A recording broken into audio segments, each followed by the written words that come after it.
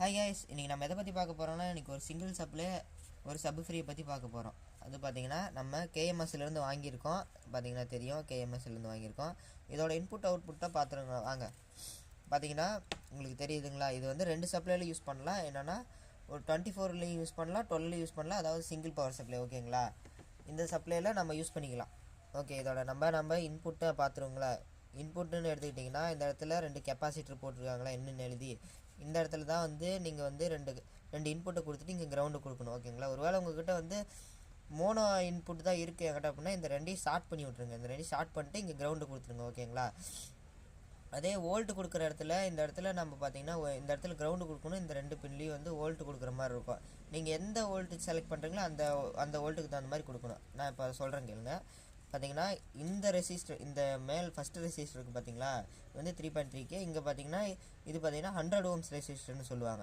100 ohms இங்கே first இருக்க ரெசிஸ்டரில் கொடுத்தீங்கன்னா நீங்கள் 12 வோல்ட்டு கொடுக்கலாம். ஓகேங்களா, நான் ரெண்டாவது இருக்க அங்கே அங்கே மேலேருந்து எடுத்துக்கிட்டிங்கன்னா இது ஃபஸ்ட்டு இது செகண்ட் வச்சுக்கோங்க. ஓகேங்களா, இதில் இந்த ஃபஸ்ட்டு இதில் கொடுத்தீங்கன்னா நீங்கள் பார்த்தீங்கன்னா 24 வோல்ட்டு கொடுக்கலாம். ஓகேங்களா, அது மாற்றி கொடுத்தீங்கன்னா அப்புறம் சப்ளை இது கருகிரும். ஓகேங்களா, இந்த மாதிரி நீங்கள் கொடுத்துக்கலாம். 2 சப்ளை இதில் கொடுத்து யூஸ் பண்ணிக்கலாம். இதோட அவுட்புட்டுன்னு பார்த்தீங்கன்னா இந்த இடத்துல எழுதியிருக்காங்களே அவுட் அப்படின்னு எழுதியிருப்பாங்க. இது அப்படியே திருப்பி பிடிச்சோம்னா இது ஒரு பின்னும் இது ஒரு பின்னும். இது பார்த்தீங்கன்னா சிக்னல் அவுட், பார்த்தீங்கன்னா கண்ட்ரோல்லேருந்து அவுட்டில் வருதுங்களா. இது பார்த்தீங்கன்னா கிரவுண்டு. இதை இப்படி எடுத்து நீங்கள் யூஸ் பண்ணிக்கலாம். ஓகேங்களா, இதில் பார்த்தீங்கன்னா ஒரு ஃப்ரீக்வன்சி கண்ட்ரோலும் ஆட் பண்ணியிருக்காங்க.